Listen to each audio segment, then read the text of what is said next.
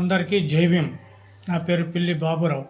జై భీమ్ కార్మిక సంక్షేమ సంఘం అధ్యక్షుడిని. ఈరోజు ఆంధ్రజ్యోతి పత్రికలో ప్రధాని నరేంద్ర మోడీ రాజ్యాంగ దుర్వినియోగం మీద ప్రసంగించే దాంట్లో కొన్ని విషయాలు మనం జ్ఞప్తికి చేసుకుందాం. రాజ్యాంగాన్ని రక్షిస్తానని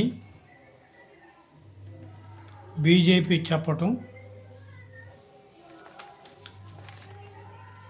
రాహుల్ గాంధీ అన్నాడు కానీ విడ్డూరమని, వాస్తవంగా విడ్డూరమే. భారత రాజ్యాంగం పట్ల కాంగ్రెస్ పార్టీకి లేదు, బీజేపీకి లేదు గౌరవం. ఎందుకంటే చట్టసభలకు ఎన్నిక కాబడే వాళ్ళు స్వాతంత్రం వచ్చిన తొలినాళ్లలో చాలామంది అగ్ర కులాల నేతలు, ఎందరో దాతలు నేతలు, వారి ముత్తాతల నుంచి వస్తున్న ఆస్తులు ప్రభుత్వానికి అప్పచెప్పేవాళ్ళు, కొంతమంది ప్రజలకు పంచిన వాళ్ళు. ఇట్లాగా ఒక్క రూపాయి కూడా లేకుండా నిరుపేదతో పాటు అతను కూడా సమానంగా రాజ్యాంగాన్ని కాపాడేందుకు చట్టసభలలో పోటీ చేసి గెలిచి ప్రజలకు న్యాయం చేయాలని, ప్రజలకు అభివృద్ధిని చేకూర్చాలని, సంక్షేమం అందించాలనే ఉద్దేశంతో వారు ఎన్నికల్లో పోటీ చేశారు, గెలుపొందారు. వారు చట్టం ప్రకారంగా ప్రజాసేవకులు కాబట్టి వాళ్ళు చట్టసభ సభ్యులు గౌరవ వేతనం తీసుకోవాలి. అది ధర్మం. ఇక అన్నీ ఉచితాలే, గౌరవ వేతనమే తీసుకోవాలి. వాళ్ళు కాంగ్రెస్ ప్రభుత్వంలోనే మొట్టమొదట చట్టసభ సభ్యులకి జీతాలు 1,00,000 రూపాయలు అని చెప్పేసి తీసుకుందామని చెప్పేసి బిల్లు పెట్టుకుంటే, ప్రతిపక్షాల్లో ఉన్నటువంటి ప్రజాసేవకులు కూడా వెనుకాడకుండా ఆ బిల్లును పాస్ చేయించుకున్నారు. ఆనాడే భారత రాజ్యాంగాన్ని విధ్వంసం చేయటానికి చట్టసభ సభ్యులే పూనుకున్నారు. ఎప్పుడైతే వాళ్ళు జీతభత్యాలు తీసుకోవటం మరిగారో, భారతదేశంలో ఉన్న అరాచకవాదులందరినీ కూడా వాళ్ళ మెంబర్స్గానే చేదోడు బాదోడుగా ఉంటూ, వాళ్ళకి ఏ నియోజకవర్గంలో ఏ అలజడి సృష్టించాలి, ఆ అలజడి సృష్టించే వాళ్ళకి ఏమేం కావాలి అవన్నీ సమకూరుస్తూ, ప్రజల పక్షాన కాకుండా కార్పొరేట్ సంస్థల పక్షాన నిలబడి ఈ ప్రశ్న వేస్తే ఎన్ని లక్షలు, ఈ ప్రశ్న వేయొద్దు పార్లమెంట్లో అంటే ఇన్ని లక్షలు, అంటే ప్రశ్న వేయటానికి లక్షల్లో తీసుకున్నారు లంచం, ప్రశ్న వేయకుండా ఉండటానికి కూడా లక్షల్లో లంచాలు తీసుకున్నారు. వారికి నిసిగ్గుగా 5 ఏళ్ళు చట్టసభల్లో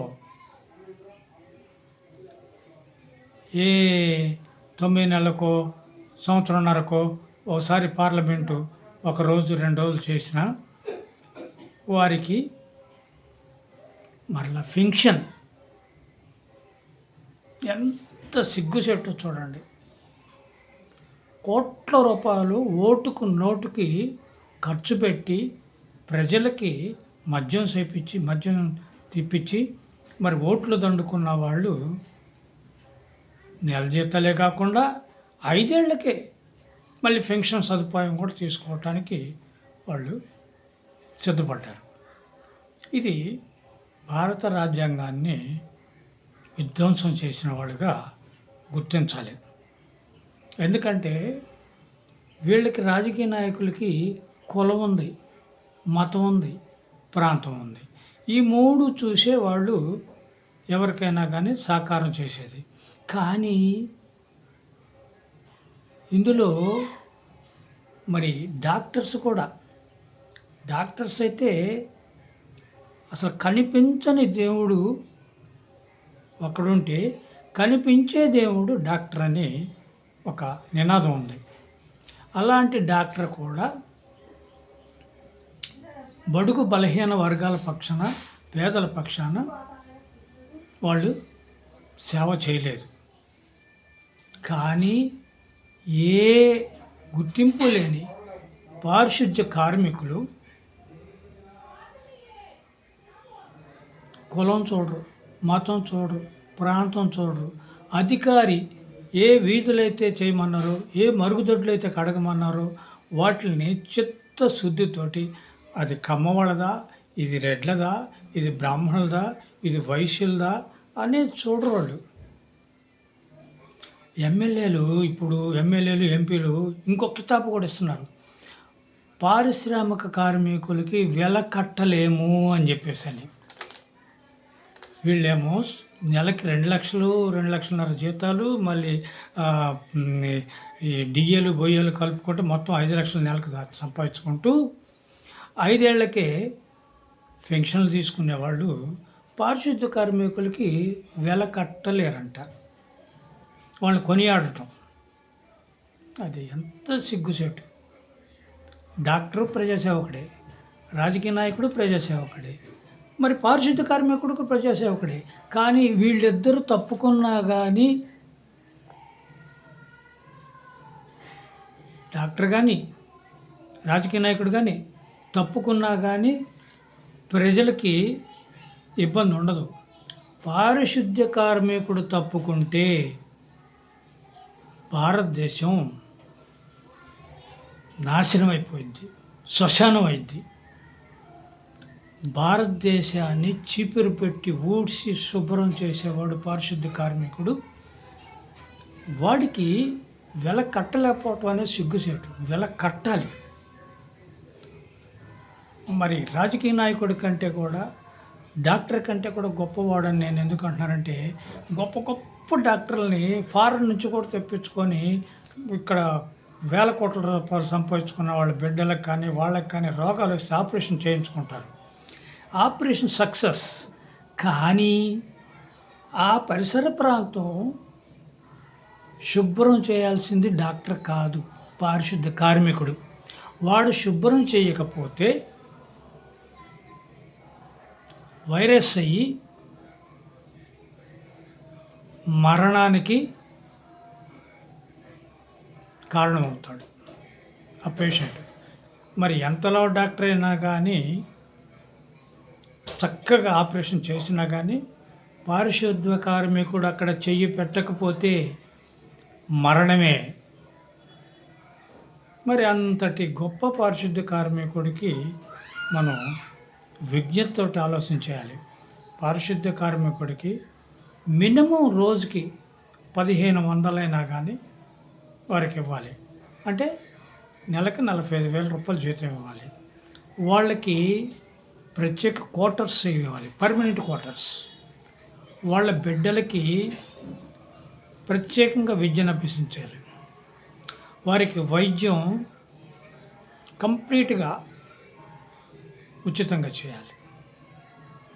ఈ సదుపాయాలని కల్పించాల్సిన బాధ్యత ఎవరిదంటే, నెలకి 5 లక్షల రూపాయల దాకా జీతాలు తీసుకుని అక్రమంగా తీసుకుని అప్రజాస్వామ్యక పాలకులైనటువంటి చట్టసభ సభ్యులే.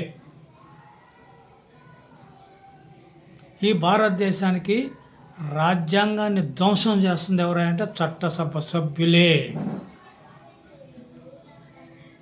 వీరికన్నా ప్రమాదకారులు ఇంకెవ్వరూ లేరు. వాళ్ళకి అవసరమైనప్పుడల్లా ముస్లిం అంటారు, అవసరమైనప్పుడల్లా క్రిస్టియన్ అంటారు, అవసరం లేనప్పుడల్లా వాళ్ళ మీద దాడులు చేస్తారు. వాళ్ళ పాలన ఇది. భారత రాజ్యాంగం ప్రకారంగా వాళ్ళు ప్రజాసేవకులే కానీ వాళ్ళు జీతగాళ్ళు కాదు.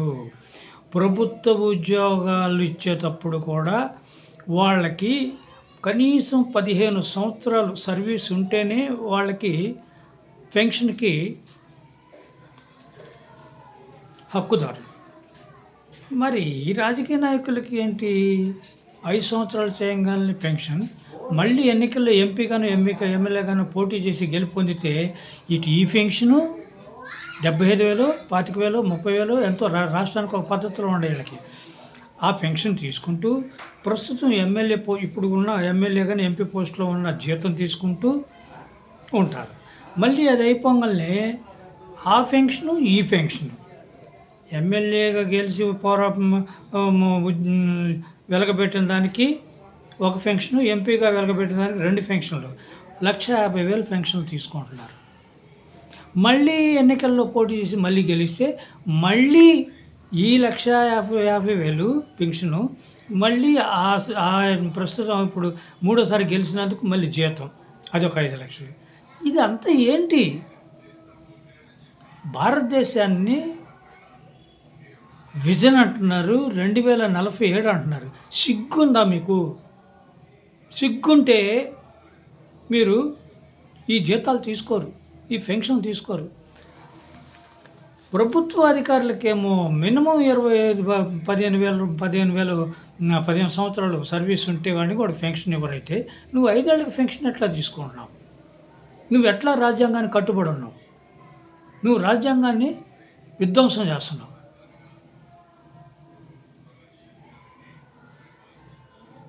ఈ భారతదేశంలో ప్రధానమైనటువంటి వాళ్ళు రాజకీయ పార్టీల నేతలే. అవుట్సోర్సింగ్ కాంట్రాక్ట్ పద్ధతుల్లో మీరు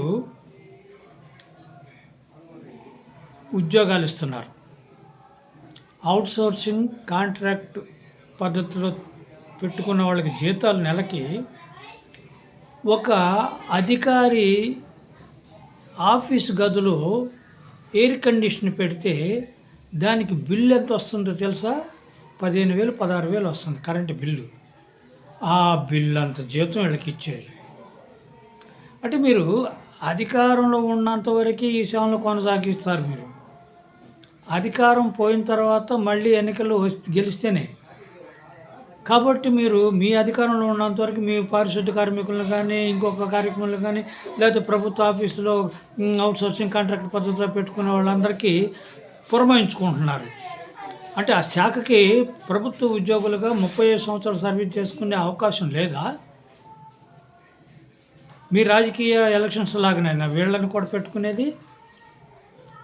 మొన్న డిఎంహెచ్ఓ ఆఫీస్ నుంచి, గుంటూరు డిఎంహెచ్ఓ ఆఫీస్ నుంచి హెల్త్ డిపార్ట్మెంట్లో 10వ తరగతి పాస్ అయిన వాళ్ళందరినీ కూడా గత 15 ఏళ్ల క్రితం వాళ్ళకి ఉద్యోగాలు ఇచ్చి, ఇప్పుడు మీ అవసరం కోసం వాళ్ళందరిని తొలగించి మళ్ళీ లంచాలు పీక్కొని మీ పార్టీకి అనుకూలంగా ఉన్న వాళ్ళ యొక్క వాళ్ళకి ఉద్యోగాలు ఇవ్వటం కోసం వాళ్ళని పనిలోంచి తీసేశారు.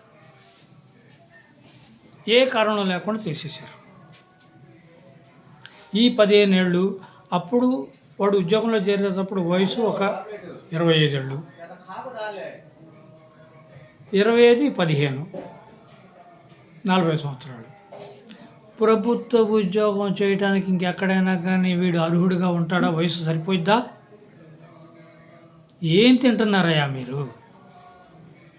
పారిశుద్ధ్య కార్మికులు పొడి చెత్త, తడి చెత్త తింటున్నారా? వాళ్ళు తీసుకొచ్చే చెత్త తింటున్నారా? లేకపోతే కడుపుకు అన్నం తింటున్నారా? ఎందుకు తొలగించారు వాళ్ళని? మళ్ళీ ఇప్పుడు ఎందుకు తీసుకుంటున్నారు వేరే వాళ్ళని? వీళ్ళ జీవితాలతో చెలగట్టం ఏంటి? ఎవడిచ్చాడు మీకు హక్కు? మేమే కదా ఇచ్చింది. మాకు ఇబ్బంది కలిగించేటట్టుగా, మాకు విఘాతం కలిగించేటట్టుగా మీరు చేసేట్లాగా.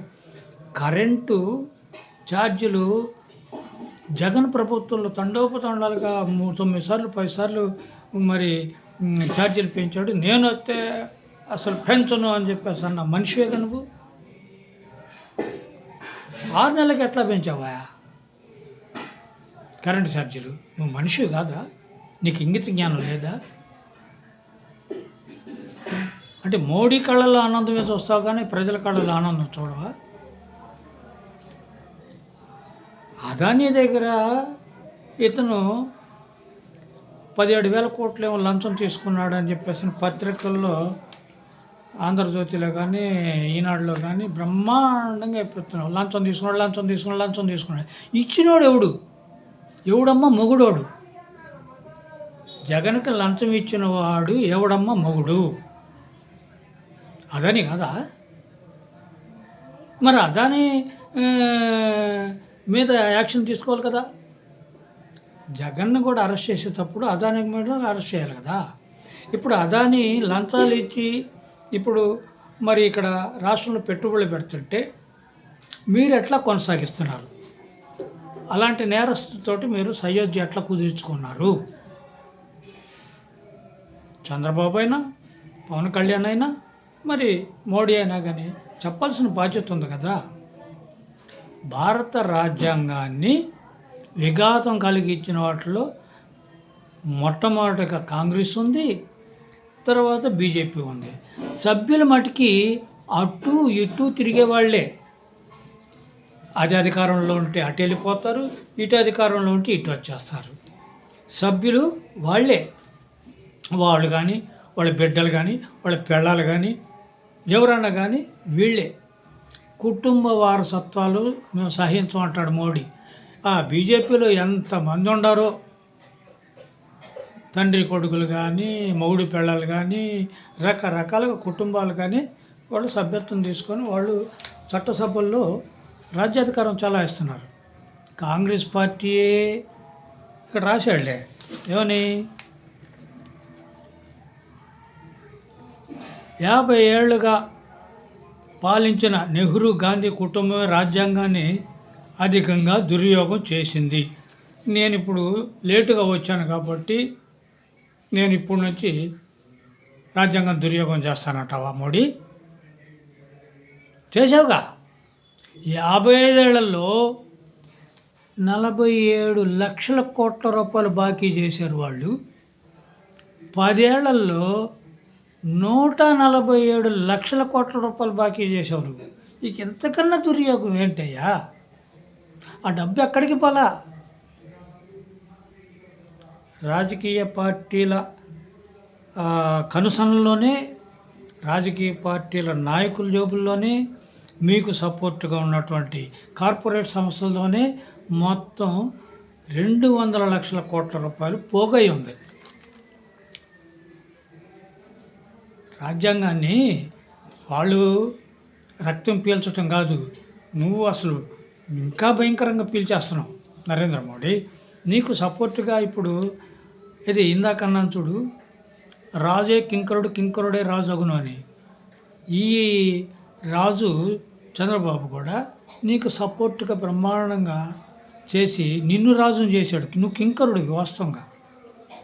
నువ్వు ఆర్ఎస్ఎస్ ఆఫీస్లో నువ్వు రూమ్ బాయ్, రైల్వే స్టేషన్లలో నువ్వు ఛాయ్ అమ్ముకున్నవాడు అని నువ్వే చెప్పుకున్నావు. నేను ఛాయ్ వాళ్ళని అని. మరి ఎవరిని బతికించడానికి ఛాయ్ వాళ్ళ ఏవో నాకు అర్థం కాదు, భారతదేశానికి కూడా అర్థం కాదు. ఛాయ్ వాళ్ళ అంటే ఏంటి? కుటుంబాన్ని పోషించేవాడిని ఛాయ్ వాళ్ళ అంటారు. నువ్వు ఇంట్లోంచి బయటకు వచ్చావు కదా, చిన్న వయసులోనే భార్యకి మెడలో తాళిబొట్టు కట్టావు, ఎమ్మటో వచ్చేసావు. ఇక అప్పటి నుంచి రాజ్యాంగాన్ని ధ్వంసం చేసుకుంటానే వచ్చావు నాయన. నీ పాలన, నీ ప్రవర్తన. ఇందిరాగాంధీ ఎమర్జెన్సీ పెట్టిన టైంలో నువ్వు మారు వేషాలు వేసుకొని అరాచకాలు సృష్టించావు. నువ్వు పత్రికలో వేశారు నీ బొమ్మ. మోడీ మారు వేషాల్లో తిరిగాడు ఎమర్జెన్సీ టైంలో అంటే సాహస వీరుడని బీజేపీ వాళ్ళు అంటారు. ఎందుకు తిరిగాడు?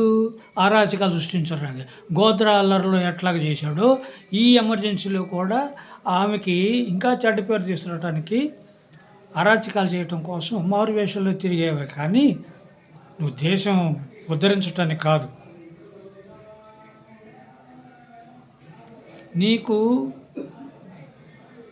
మోడీ గారికి ఒకటి చెప్పాలి నేను. మహిళలంటే అసలు గౌరవం లేకుండా పోయింది అతనికి. 13వ ఏటనే ఒక భార్యగా ఒక పిల్లని తాళిబొట్టు కట్టి ఇంట్లోంచి పరారైపోయి 3 సార్లు ముఖ్యమంత్రిగా గుజరాత్కి అయినా కానీ నీ భార్య వ్యవహారం ఎవరికి తెలియదు. ప్రధానమంత్రి అయినప్పుడే ఇంటెలిజెంట్ రిపోర్టర్స్ దేవులాడి పట్టుకొని ఈమె మోడీ గారి భార్య అని చెప్పి ఐడెంటిఫై చేసి ఆమెకి ఆ వృద్ధాప్యంలో కాపలాకి వెళ్ళారు పోలీసులు. ఆమె ఏమంది, నాయన పోలీసుల మీద భారతదేశ ప్రజలకు నమ్మకం లేదు, వాళ్ళు రేపిస్టులకి సహకారం అందించేవాళ్ళు, ఇలాంటి వాళ్ళ రక్షణ నాకు అక్కర్లేదు, నన్ను ఆదరించాల్సింది, నాకు చేయూతనివ్వాల్సింది, నాకు ఆశ్రయం కల్పించాల్సింది నరేంద్ర మోడీ. ఆయన చేతుల్లో చనిపోవటానికి కూడా సిద్ధమే నేను. నాకు ఈ వయసులో ఆయన ఆదరణ కావాలి, ఆయన ఇప్పుడు రమ్మన్నాగా నేను ఆయన దగ్గరికి వెళ్తాను అని చెప్పేసి అని 4 ఏళ్ళైంది చెప్పి. ఈరోజు కూడా ఆమెకి ఆశ్రయం కలిగించాల. మోడీ మరి ప్రభుత్వ బంగ్లాలోనే ఉంటాడు. రోజుకి 10 కోట్ల రూపాయలు ఖరీదు చేసే సూట్లు మార్చుకోవటానికే ఉపయోగించుకుంటున్నాడు. కానీ ఆమెను తీసుకొచ్చి ఇంట్లో ఏదో ఒక మూలన పడేసినా కానీ మరి మహిళను గౌరవించాడు అనుకుంటాం. రెండవది, 2015లో నోట్ల రద్దు అన్న టైంలో డబ్బు కొరతై ఏటీఎంల్లో నిలబడి పేద ప్రజలు, వృద్ధులు ఎన్నెన్నో ఇబ్బందులు పడి చస్తుంటే మోడీ వాళ్ళ అమ్మను కూడా తీసుకొచ్చి లైన్లో నిలబెట్టాడు. ఫోటోలు తీయండిరా అన్నాడు. ఫోటోలు తీశారు, లోకానికి చూపించారు. మోడీ గారి అమ్మగారు కూడా ఏటీఎం దగ్గర ఉంది అంటే సిగ్గుపడాల. ఒక కూలి పని చేసే పేదవాడు తల్లికి వాడు కూడు పెట్టలేని స్థితిలో, వాడు కుటుంబాన్ని వాడు బతికించుకునే దాంట్లో వాళ్ళ అమ్మకు కూడా అంత అన్నం పెట్టాలి అనుకునే ఆలోచన ఉన్నా కానీ పెట్టలేని స్థితిలో ఉన్నప్పుడు వాళ్ళ అమ్మ దగ్గర వాళ్ళ నాన్న తరపు నుంచి కానీ ఎట్టైనా కానీ ఆమెకి బ్యాంకులో 10 రూపాయలు ఉండేవి. ఆ ఏటీఎం దగ్గరికి పోయి డబ్బులు తెచ్చుకోవడానికి బయలుదేరితే స్నేహితులను కూడా తోటి పనివాళ్ళని కూడా ఆపి, ఆగరా మా అమ్మగారికి తీసుకెళ్ళి ముందు నేను ఆ ఏటీఎం డబ్బులు తీసుకొచ్చిస్తానరా అని చెప్పేసి అని వాడు పోయి ఏటీఎం దగ్గర పోయి డబ్బులు తీసుకొచ్చి తల్లి చేతిలో పెట్టి కూలి పనికి వెళ్ళేవాడు. నువ్వు ప్రధానమంత్రిగా ఉండి నువ్వు తల్లికి కూడు పెట్టకుండా నీ పబ్లిక్ కోసం నువ్వు ఏటీఎం దగ్గర తీసుకొచ్చి ఫోటోలు తీయించావు. ఏంటిది? కాంగ్రెస్ పార్టీని, యూపీఏ పార్టీని, లేకపోతే ఇండియా కూటమిను దాన్ని బదలాం చేయటం కోసం కాంగ్రెస్ పార్టీలో వివాదంలో ఉన్నటువంటి మహిళా రిజర్వేషన్ బిల్లుని ఒక్క అక్షరం మార్చకుండా అదే తీసుకొచ్చి పార్లమెంట్లో పెట్టి కాంగ్రెస్ వాళ్ళు మనం సపోర్ట్ చేస్తారా లేదా చూడాలి అన్న ఉద్దేశంతో సపోర్ట్ చేస్తేనేమో నేను గెలిచినట్టు, సపోర్ట్ చేయలేదనుకో ఇదిగో మహిళలకి వీళ్ళు ద్రోహం చేస్తారు అని చెప్పి ప్రచారం చేయడం కోసం పెట్టాం అని నేను ఎందుకు అన్నానంటే, బిల్లుకి కాంగ్రెస్ వాళ్ళు కూడా ఆమోదం తెలిపిన తర్వాత ఇప్పుడు కాదు 2029లో మహిళా రిజర్వేషన్ బిల్లు చేసేది అన్నాడు. ఎట్లాగా భారత రాజ్యాంగాన్ని నువ్వు ఎట్లాగా కూని చేస్తున్నావు, ఎట్లా ధ్వంసం చేస్తున్నావు నీకు అర్థం కావట్లేదా? అంటే 20 లక్షల ఈవీఎంలు నీ దగ్గర లెక్కలో లేకుండా ఉన్నాయి. 60 లక్షల ఆర్ఎస్ఎస్ కార్యకర్తలు నీకు అందుబాటులో ఉన్నారు. వాళ్ళకి మందుకి ఖర్చులకి డబ్బిచ్చి మణిపూర్లో ఎట్లాగైతే క్రిస్టియన్ మతం అని చెప్పేసి మతం పూసి అక్కడ అల్లకోలం సృష్టించి అక్కడ క్రిస్టియన్ మందిరాలని క్రిస్టియన్ మతస్థుల్ని తగలబెట్టి వాళ్ళ ఇళ్ళు గుళ్ళు తగలబెట్టి నడి బజార్లో మహిళల్ని ఊరేగించి బట్టలు లేకుండా ఊరేగించి ఇంటర్నెట్ కట్ చేసి పట్టపగలే రోడ్ల మీద రేపులు చేయించి మర్డర్లు చేయించిన ఘనత బీజేపీ పార్టీ ముఖ్యమంత్రి అక్కడ ఉన్నాడు. నువ్వు దానికి నాయకత్వం వహించిన వాడివి. నువ్వు ఇంటర్నెట్ కూడా కట్ చేసి ప్రపంచానికి తెలియకుండా ఇంటర్నెట్ని కట్ చేసినా కానీ ప్రపంచ దేశాలు మొన్న G20 సమావేశాల్లో ఇదేమిటయ్యా, ఇదేమి అభివృద్ధి, ఇదేం పరిపాలన అని చెప్పేసి అని అన్నారు. ప్రజల్లోకి ఆ వార్త వచ్చింది కూడా. కానీ నీకు సిగ్గు ఉండదు. మోడీకి సిగ్గు లజ్జ ఉండదు, దులుపుకొని పోతాడు. ఎందుకంటే ఎప్పుడో పాత సినిమాలో నాగభూషణం గారు ఒక డైలాగ్ అంటాడు, పదవి లేకపోతే బ్రతకలేను, నా ఇంటి ఆడది ఎదిరింట్లో సంసారం చేస్తున్నా కానీ పర్వాలేదు, కానీ నాకు పదవి లేకపోతే ఉండలేను అని చెప్పేసి అని అంటాడు. అట్లాగే నువ్వు పదవి కోసం దేశాన్ని పళంగా పెట్టావు, కార్పొరేట్ సంస్థలను అభివృద్ధి చేస్తున్నావు, అరాచకాన్ని సృష్టిస్తున్నావు. కాంగ్రెస్ అప్పుడెప్పుడో చేసింది, ఏం చేసింది అనేది కూడా పూర్తిగా నీ అంతగా లేదు. ఎందుకంటే వాళ్ళు 55 ఏళ్లలో 47 లక్షల కోట్లు బాకీ చేస్తే నువ్వు 10 ఏళ్లలో చేసావా 1,47,00,000 కోట్ల రూపాయలు. నీకు అనే హక్కు ఏడుంది? ఇద్దరు రాజ్యాంగానికి విరోధంగా ఉండవాళ్లే, విధ్వంసకారులే. కానీ వాళ్ళలో కాస్త మానవత్వం ఉంది కాంగ్రెస్ వాళ్ళకి, మీకు అది లేదు. 2047కి భారతదేశాన్ని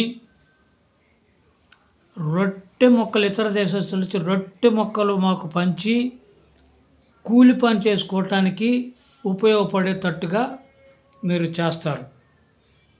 మోడీ వయసు ఇప్పుడు 73, 74 ఉంది. ఎల్కే అద్వానీకి వయసు వచ్చిందని వృద్ధుడని చెప్పి ఇంటికి పంపించారు. ఈయన మాటికి దేశాన్ని సర్వనాశనం చేసిన దాకా నేను వదిలిపెట్టను అని చెప్పి పట్టం కట్టాడు. ప్రతి ఒక్క రాజకీయ ప్రాంతీయ పార్టీలు అవినీతి అక్రమాలతో, మొన్ననే కూడా అన్నాడు కదా చంద్రబాబు, నా దగ్గర 1,00,000 కోట్ల రూపాయలు ఉన్నాయని. 2 ఎకరాల వాడికి 1,00,000 కోట్ల రూపాయలు ఏమని చెప్తాయి. ఇలాంటి లక్షల కోట్ల రూపాయలు ప్రతి రాష్ట్ర ప్రభుత్వాల్లో కూడా ముఖ్యమంత్రుల దగ్గర ఉండేవాళ్ళని బ్లాక్మెయిల్ చేసి వాళ్ళని సిబిఐకి వాళ్ళకి ఇరికిస్తానని చెప్పేసి అని గుప్పెట పట్టుకొని పాలన కొనసాగిస్తున్నావు.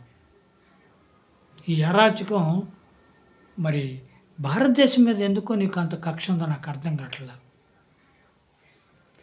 విముక్తి కలిగించాయా? నీ వల్ల కాదు, నీకు ఆ దయ లేదు, కానీ ఆ భగవంతుడిని వేడుకుంటున్నాం, ఇతను కూడా వృద్ధాప్యం కింద ఇంటికి పంపించాలి అని కోరుకుంటున్నాం. భగవంతుడు మా మొరని ఆలకించి మోడీని కూడా ఎల్కే అద్వానీలాగా ఇంటికి పరిమితం చేయాలని చెప్పేసి ఆ ప్రయత్నాలు గడ్కరీ లాంటి వాళ్ళు కూడా సాహసం చేయాలని చెప్పేసి నా హృదయపూర్వకంగా వేడుకుంటున్నాను. అందరికీ జై భీమ్.